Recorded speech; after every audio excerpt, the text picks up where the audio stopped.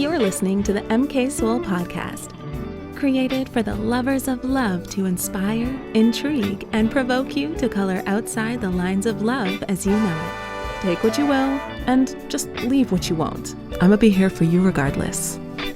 Take a breath, open your heart, and let me in.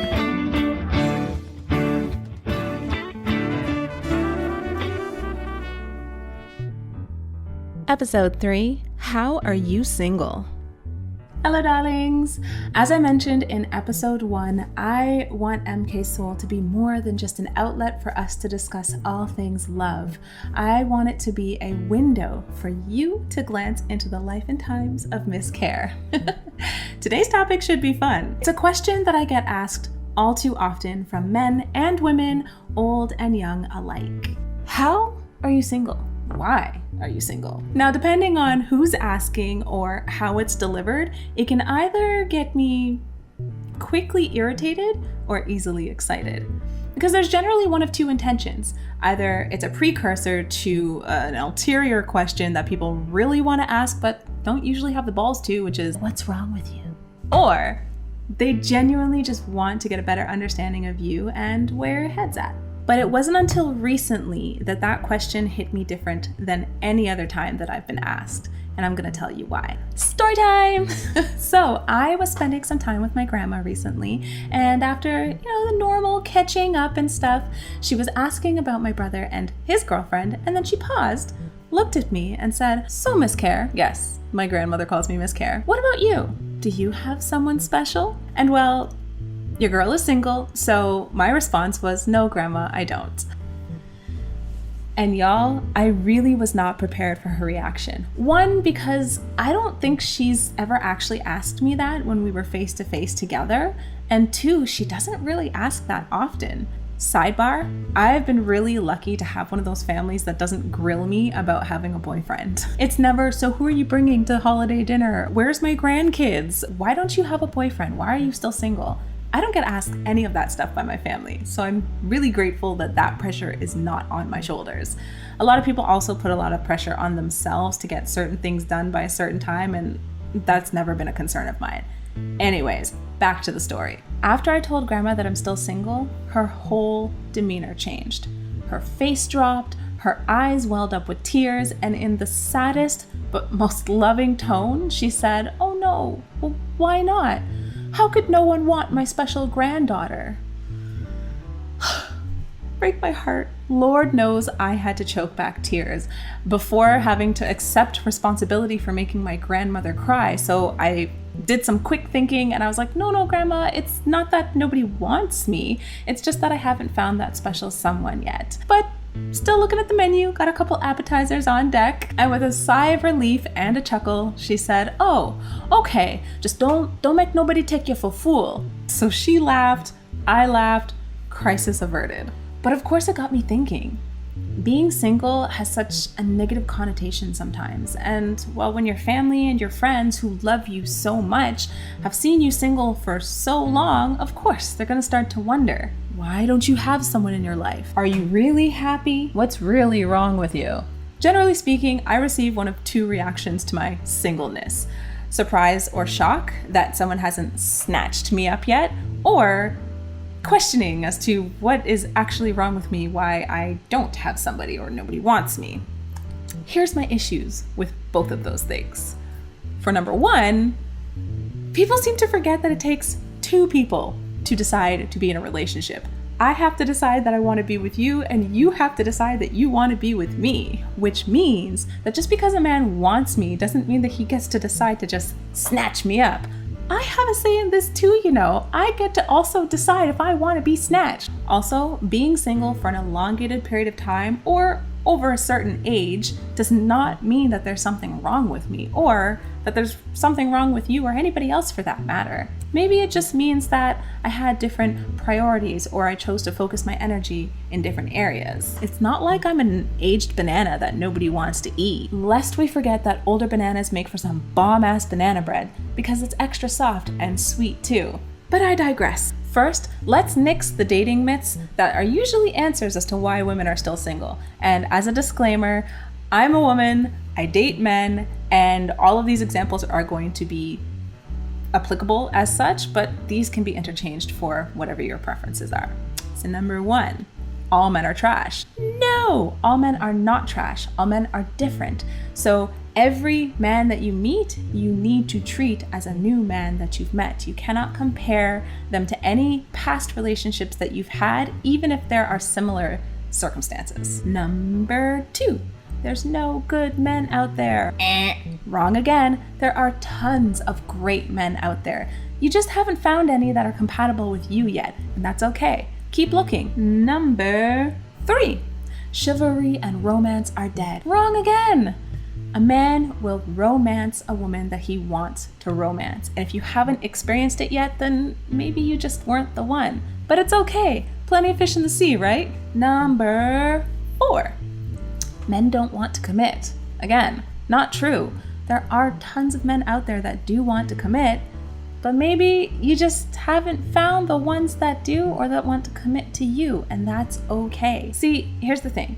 People do say and act the way that they want. There's nothing that you can do to control that. You're only in control of yourself. Keeping that in mind when dating is really, really important because it helps us not take things personally, which in turn help us not to form opinions like all men are trash, because there's nothing further from the truth. Personally, a couple of myths that I've experienced is that I've been told maybe men find you intimidating, so you should try toning XYZ down a bit. That's a big no-no. I don't believe in censoring myself to attract somebody, because at the end of the day, the person that is meant for me will not be intimidated by me.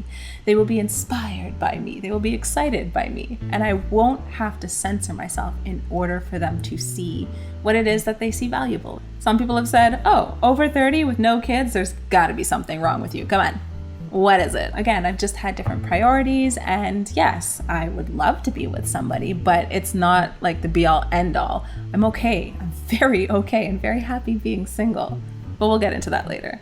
So I've been asked why I've been single for so long, and some people would assume that I'm too picky. And it's not that I'm too picky, but yes, I do know what I want, I do know what I need, I do know what I offer and bring to the table.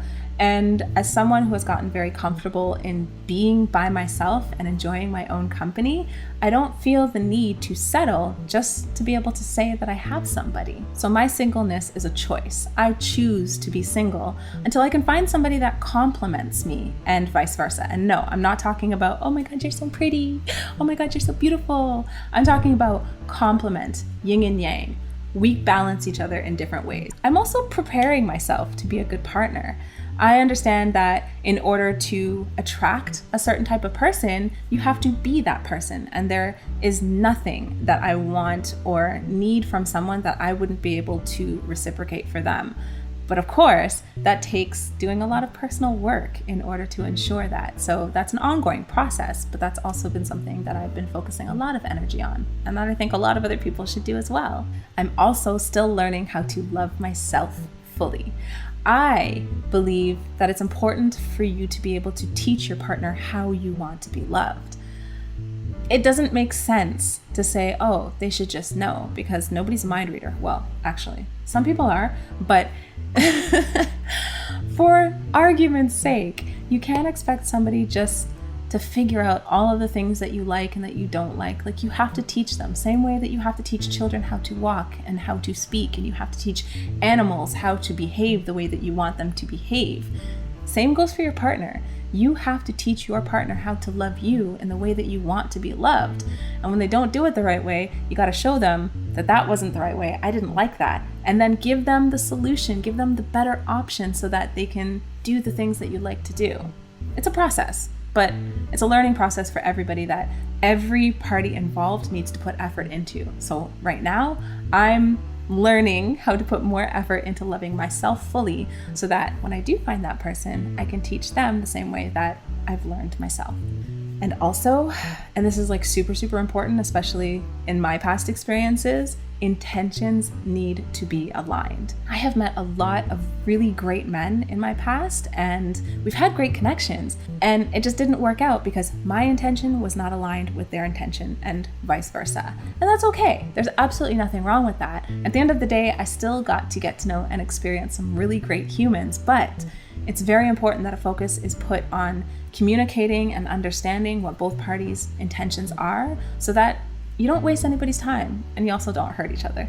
So some reasons why dating for me has been difficult in the past is, well, first and foremost, I'm a homebody. I really love to be at home, which makes it super difficult to meet new people if you don't leave your house. I meet a lot of people through dating apps as well as social media, which is great and everything, but for someone like me that connects best with people via energy, it actually takes more energy to connect with other people's energy through devices. It's not impossible.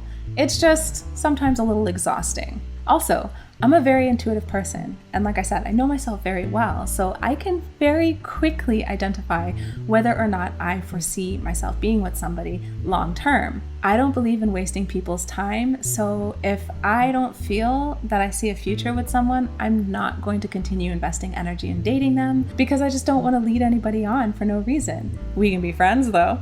I also always say that getting my attention is easy, but keeping my interest is not. And I have a little bit of life ADD, so keeping my interest is a challenge, but it's not impossible. And for those of you fellas whose ears have just perked up because you think that I'm gonna give the answer key to my heart, no, honey, that ain't it. This ain't the show.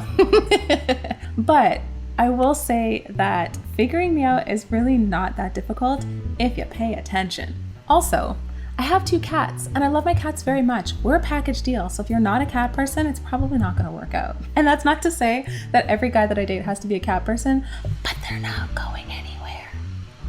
All jokes aside, I really just wanted to make this episode super casual and raw and a little less structured than my past episodes because I'm trying out some different things here for you guys. So I hope things haven't been too all over the place, but that you've still enjoyed the tidbits regardless.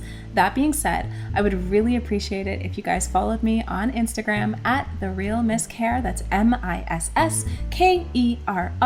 because I'll be putting some polls and some call to action prompts in my Instagram stories that I would really love your responses on.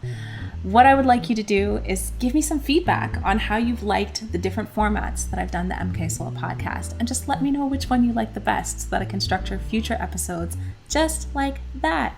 I aim to please. And as always, feel free to leave your thoughts or questions or just your comments in the comments below because I always love to hear it and I would love to continue the conversation. That being said, that's all that I got for you guys today. See you next time. Mwah. If you enjoyed this as much as I enjoyed making it, please share the love with a friend or two. I'll do my very best to keep things fun and interesting for you all every single time. Whatever you're doing, wherever you are, I hope this leaves you smiling and in good spirits. Blessings until next time, and don't forget, Kerr loves ya.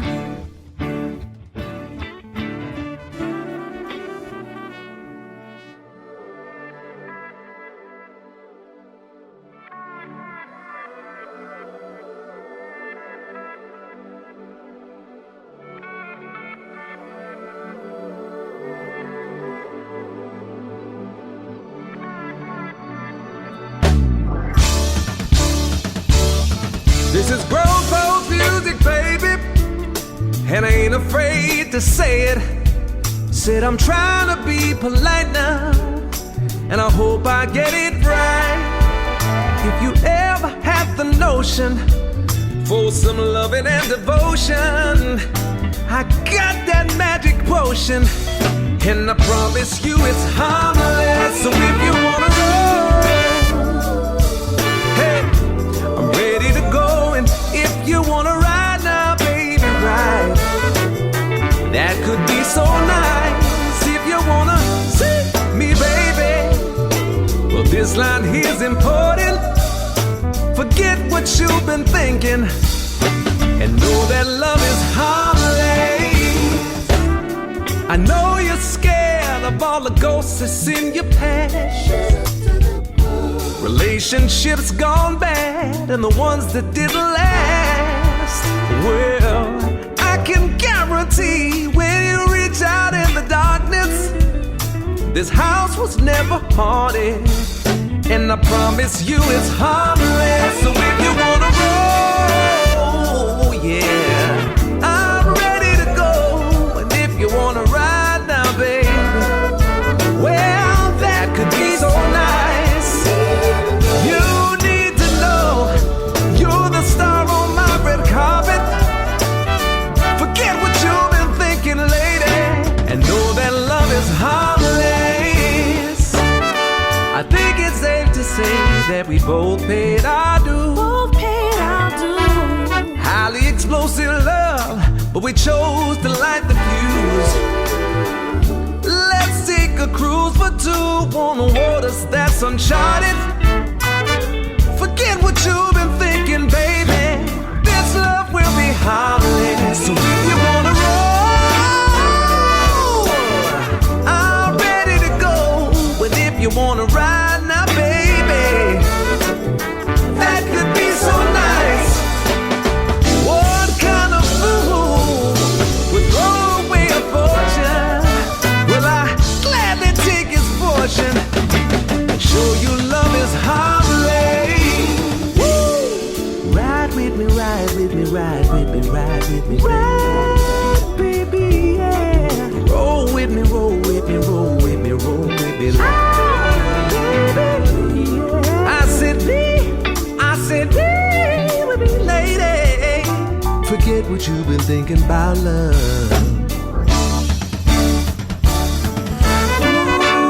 You ain't got to worry about no ghost getting hold of you.